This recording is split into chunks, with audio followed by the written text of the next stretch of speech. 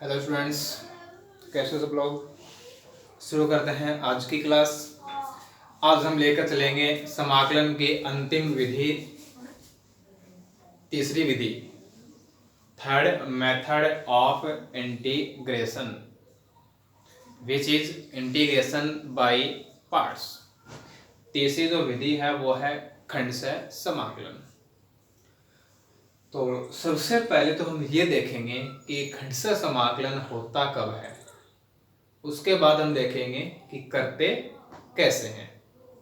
ठीक है, सबसे पहले हमें क्या देखना पड़ेगा कि जो इंटीग्रेशन बाय पार्ट्स है वो यूज कब होता है, और उसके बाद क्या देखना है कि कैसे करते हैं। तो देखिए कि जो अपना फंक्शन है, जो अपना इंटीग्रेंड है, वो यदि टू पार्ट्स में हो, या कहें कि प्रोडक्ट ऑफ टू फंक्शन हो, दो फलनों के गुणनफल के रूप में हो। जैसे मान लो कि एक फंक्शन तो है u और एक फंक्शन है v, दोनों ही क्या है, x के फंक्शन है। ऐसा नहीं है कि u तो है किसी वेरिएबल में और v अदर वेरिएबल में है, अलग अलग चरों में है, ऐसा नहीं है। u और v दोनों ही क्या है, x के फलन है। और हमें क्या करना है, u इंटू v का इंटीग्रेशन करना है।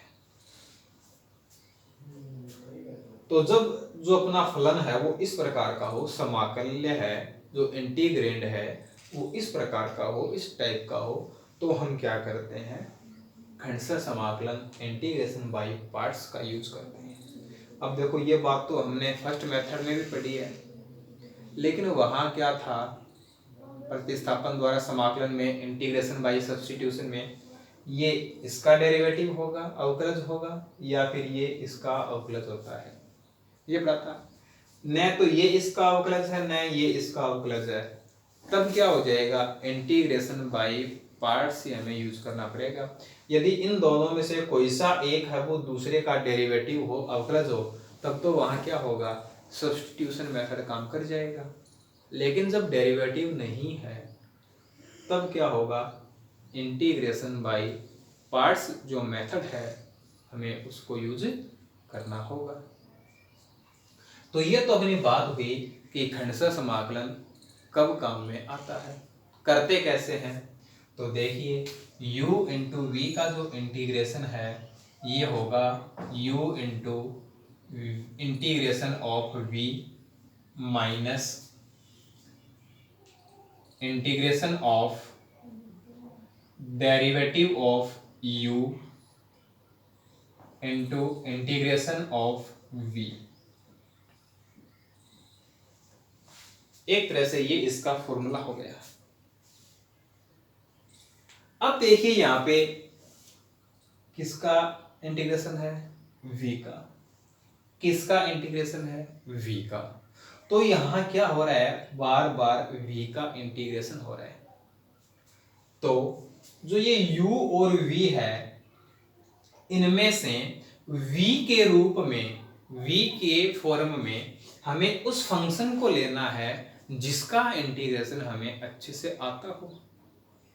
ठीक है, या फिर यदि हम u और v दोनों का इंटीग्रेशन जानते हैं, दोनों का हम समाकलन कर सकते हैं, तब हम v के रूप में उस फंक्शन को ले लेंगे जिसका इंटीग्रेशन इजी हो।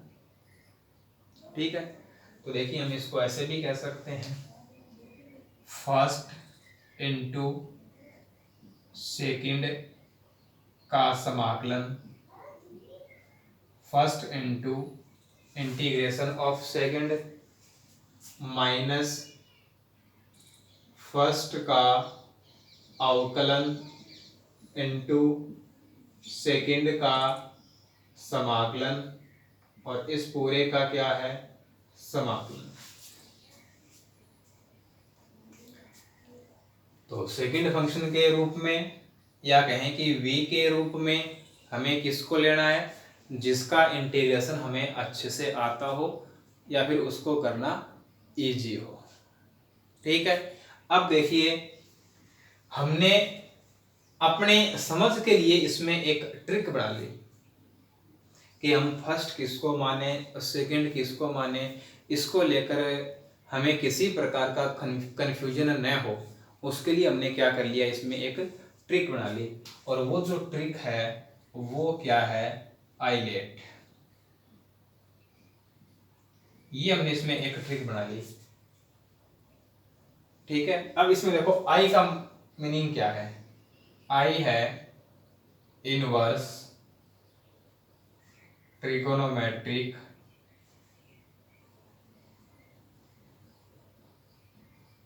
फंक्शन। एल है लॉगरिथमिक फंक्शन। ए है एल्जेब्रिक फंक्शन। टी है ट्रिगोनोमेट्रिक फंक्शन। और ई है exponential function.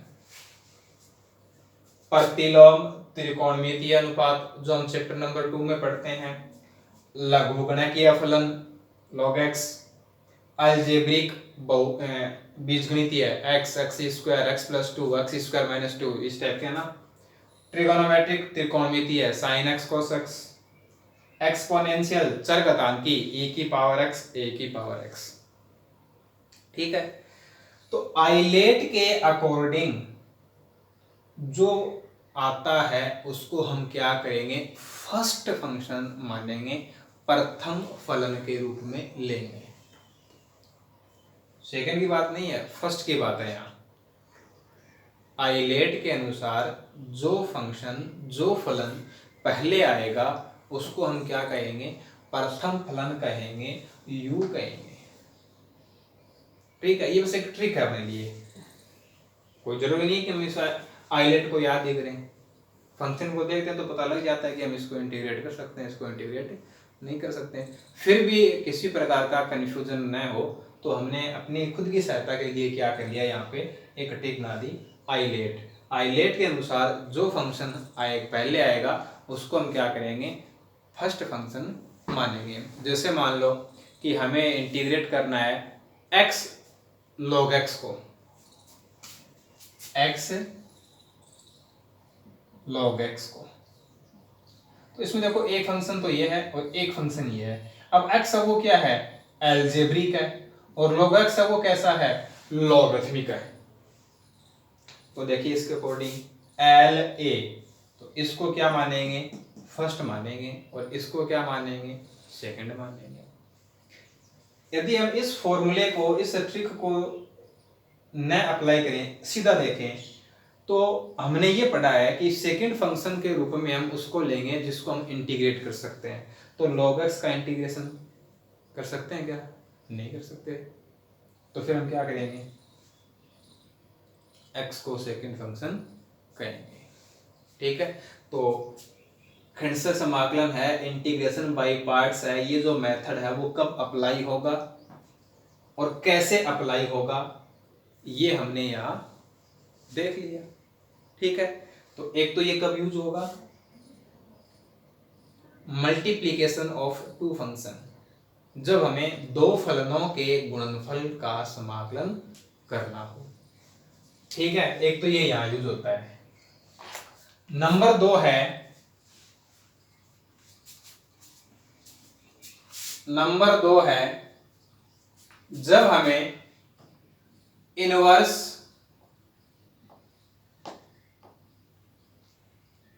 Trigonometric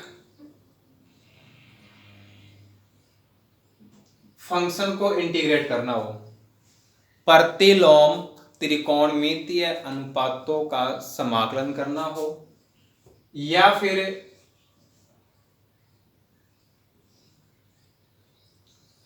logarithmic function को इंटीग्रेट करना हो, लघु गणकीय फलन का समाकलन करना हो, चाहे तो इनवर्स ट्रिगोनोमेट्रिक फंक्शन हो अकेला, और चाहे लॉगरिथमिक फंक्शन हो, इनको इंटीग्रेट करने के लिए भी हम क्या करते हैं, इंटीग्रेशन बाय पार्ट्स, खंडशः समाकलन मेथड काम में लेते हैं। अब देखो, चाहे तो अकेला क्या हो, इनवर्स ट्रिगोनोमेट्रिक फंक्शन हो, sine inverse x, cos inverse x, 6 में से कोई सा भी हो सकता है, या फिर इनकी पावर हो, ठीक है, या फिर अकेला क्या है, लॉगरिथमिक फंक्शन है। तो इनको इंटीग्रेट करने के लिए भी क्या होता है, यही मेथड काम में आएगा। क्या करेंगे, जो 1 है इस 1 को यहां क्या करेंगे, सेकंड फंक्शन के रूप में लेंगे। जो यूनिट है, जो 1 है, इसको हम सेकंड फंक्शन द्वितीय फलन लेते हुए क्या कर देंगे, समाकलन करेंगे, ठीक है। तो ये अपनी बात हो गई कि ये मेथड कब अप्लाई करना है, कैसे अप्लाई करना है। अब देखिए, इंटीग्रेशन है e raise to power x into f x plus f dash x.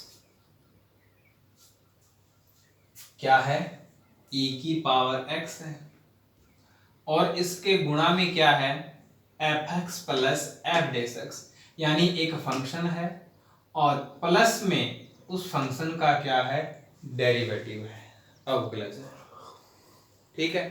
तो देखिए, इसको हम इंटीग्रेट करें तो इसे हम लिख सकते हैं integration e raise to power x f x plus integration e raise to power x f dash x.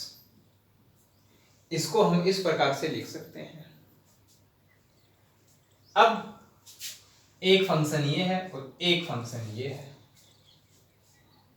तो क्या करेंगे, integration by parts method use करेंगे। समाकलन का जो तीसरा मेथड है, जो खंडशः समाकलन है, उसको हम क्या करेंगे, यूज करेंगे। अब इसको तो हम ऐसा का ऐसा रख लेते हैं और इसको हम क्या करते हैं, सरल करते हैं। अब देखिए, e की पावर x और एफ एक्स, तो e की पावर x का समाकलन e की पावर x होता है ना, इसको तो हमने कह दिया सेकंड फंक्शन और इसको हमने क्या कह दिया, फर्स्ट फंक्शन। तो क्या होगा, first into integration of second minus derivative of first integration of second, और इस पूरे का क्या है, इंटीग्रेशन, प्लस में है इंटीग्रेशन e की पावर x एफ डेस x।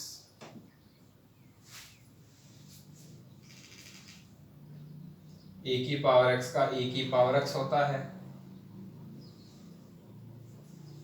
Minus integration F x का derivative F dash x, e की पावर x का इंटीग्रेशन e की power x plus integration e की power x f dash x.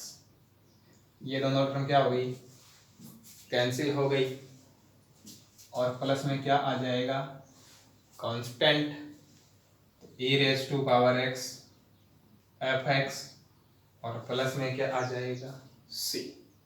तो एक तरह से ये अपना क्या हो गया, फॉर्मूला हो गया।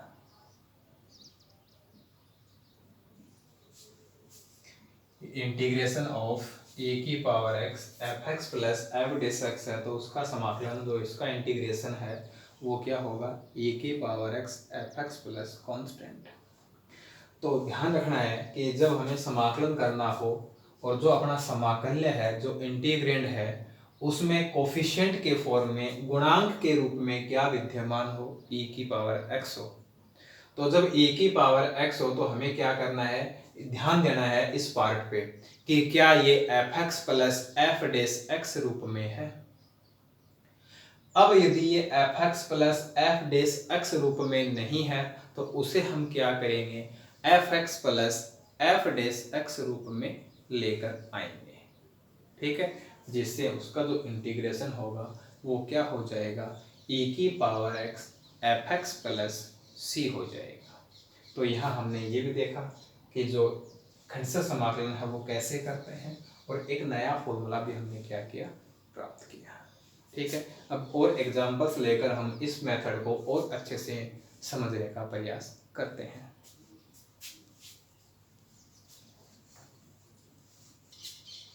अब देखिए, इंटीग्रेशन है log x का, log x का समाकलन करना है। अब log x का समाकलन करना है तो हमने ये बात पढ़ रखी है कि अकेला लघुगणकीय फलन है, लॉगरिथमिक फंक्शन है, अकेला प्रतिलोम त्रिकोणमितीय फलन है, इनवर्स ट्रिगोनोमेट्रिक फंक्शन है। तो उनको इंटीग्रेट करने के लिए हम क्या करते हैं, इकाई को 1 को सेकंड फंक्शन के रूप में लेते हैं।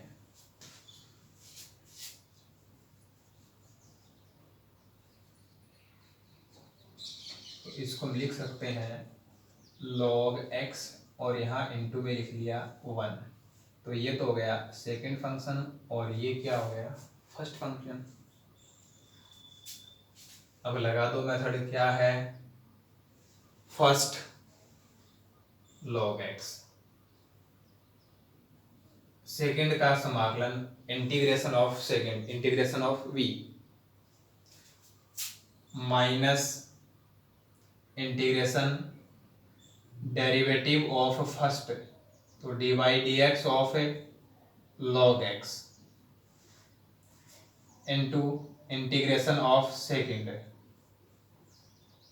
और इस पूरे का क्या है, इंटीग्रेशन है। अब यहाँ 1 लिखो, चाहे मत लिखो। अब देखिए 1 को इंटीग्रेट करेंगे तो 1 का इंटीग्रेशन क्या होगा, x होगा into log x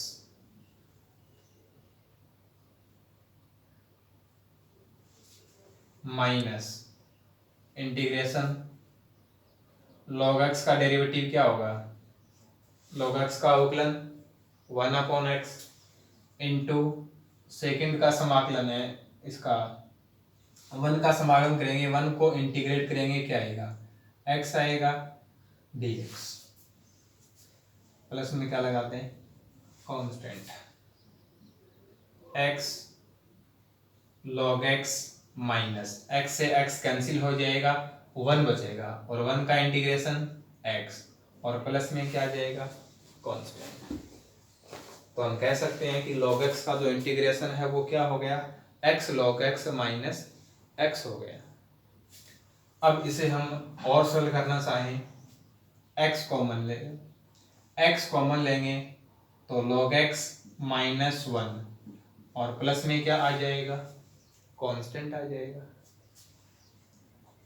x into log x minus 1 को भी हम log के फॉर्म में लिखना चाहें तो log e की वैल्यू 1 होती है, तो 1 की जगह हम क्या लिख सकते हैं, log a लिख सकते हैं, plus constant log m minus log n क्या हो जाएगा, log m अपॉन n, तो ये हो जाएगा log x अपॉन e, और प्लस में क्या आ जाएगा, कांस्टेंट। तो यहाँ तक भी छोड़ सकते हैं और ये भी हम इसको लिख सकते हैं। तो ये हो गया log x का इंटीग्रेशन। तो अब एग्जांपल लेके चलते हैं, इंटीग्रेशन है tan इनवर्स x का, इनवर्स ट्रिगोनोमेट्रिक फंक्शन हो गया, तो इसको भी इंटीग्रेट करना है, तो उसके लिए हमें क्या करना होगा, 1 को सेकंड फंक्शन के रूप में लेना होगा।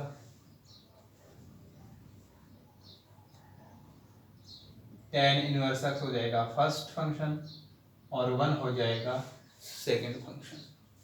अब इस पे हम मेथड जो फॉर्मूला है वो अप्लाई करेंगे, फॉर्मूला लगाएंगे, सूत्र लगाएंगे, तो फर्स्ट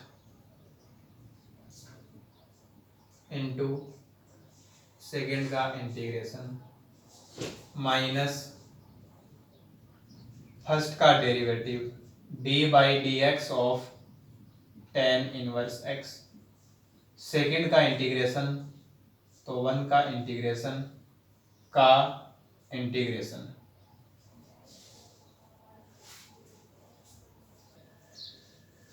तो देखो 1 का इंटीग्रेशन क्या हो जाएगा, x into tan inverse x minus integration tan inverse x का अवकलन डेरिवेटिव क्या होता है 1/1 प्लस एक्स स्क्वायर, 1 का इंटीग्रेशन x का इंटीग्रेशन प्लस में क्या लगाते हैं कांस्टेंट